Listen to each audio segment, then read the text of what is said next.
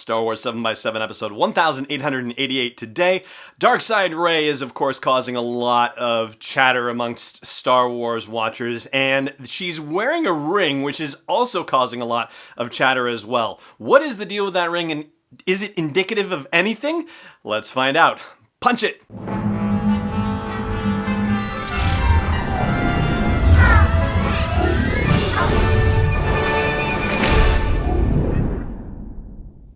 Hey Rebel Rouser, I'm Alan Voivod and this is Star Wars 7x7.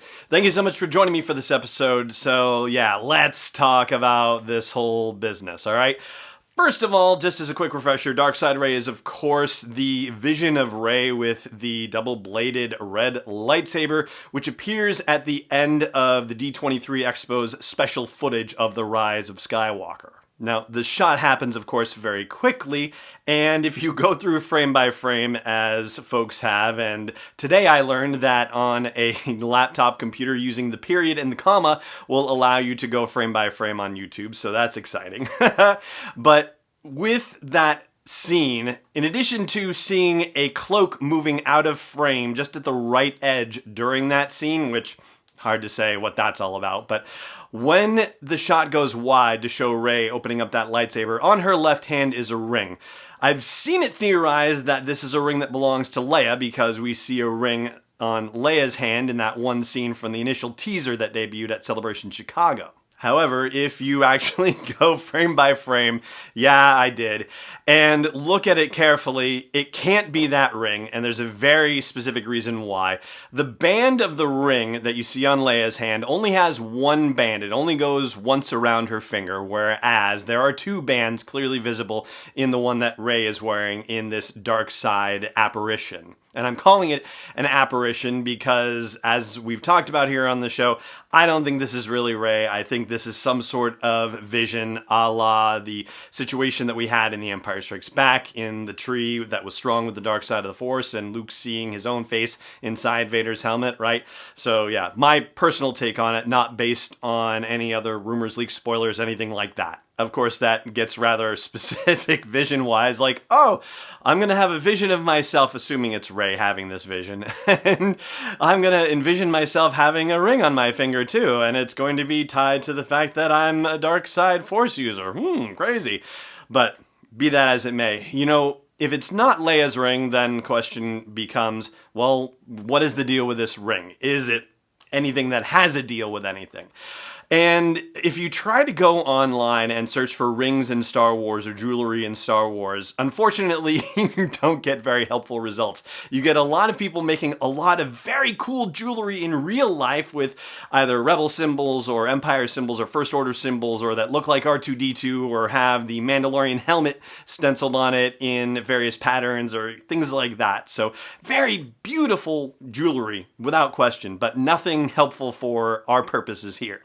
And in The Last Jedi, Supreme Leader Snoke is seen wearing a ring, but this is also definitely not the same ring because it is a very thick gold-looking band and has a stone on it that is obsidian mined from Darth Vader's castle on Mustafar, which is its own situation that we're going to talk about on tomorrow's episode, actually. Now, it's probably going to turn out that this ring has been depicted somewhere else before, somewhere very subtly, and I'll give you a few options for where it might have appeared. First of all, in the second series of Darth Vader comics, Jocasta Nu breaks into the Jedi Temple archives and into a secret vault there, and in that vault are Sith artifacts as well. In fact, it's also talked about in the Dooku Jedi Lost audio drama. That's one option for you. Another option where it could have appeared is in the first Lando comic miniseries where he steals the Imperialis, the Emperor's pleasure shuttle, and there is a trove of Sith artifacts in there as well. But ultimately, I think the answer is going to be both mundane, but also a little heartwarming in its way, as I will explain right after the break. Stay tuned. This episode is brought to you by Constant Contact, the premier email marketing solution for small businesses and organizations. I've used their service since 2003, and over the past decade and a half, I've watched them evolve, make the product simpler, more powerful, easy to use, and do everything that they can to help train people to use the product more effectively and for it to work with other forms of marketing like social media, for example. So check out sw7x7.com/email to learn more about Constant Contact and start a free trial. Once again, that is sw7x7.com/email for a free trial. Welcome back. So the reason why it's a little heartwarming is because it harkens back to Carrie Fisher and her influence on these Star Wars movies. In particular, on the costuming for The Last Jedi. One of the things that she is recalled as saying during the making of the movie is saying two words: space jewelry. And so that's why she has jewelry on in The Last Jedi, and why also Admiral Holdo has significant jewelry pieces as well, when you didn't really see that in The Force Awakens on Leia. So yeah, obviously, of course, Leia was much more functionally dressed in The Force Awakens, comparatively speaking.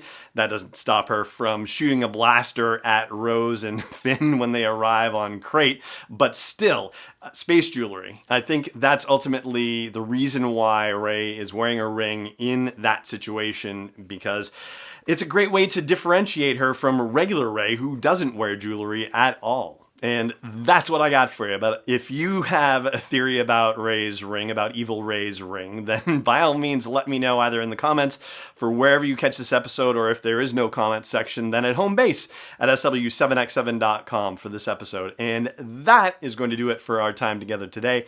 Thank you so much for joining me for it, as always, and may the Force be with you wherever in the world you may be. This podcast is not endorsed or sponsored yet by Lucasfilm Limited, Disney, or 20th Century Fox. It is intended for entertainment and information purposes only. Star Wars, the Star Wars logo, all names and pictures of Star Wars characters, vehicles, and any other related Star Wars items are registered trademarks and/or copyrights of Lucasfilm Limited or their respective trademark and copyright holders. May the Force be with them. All original content is copyright 2019 by Star Wars 7x7. We hope you love it.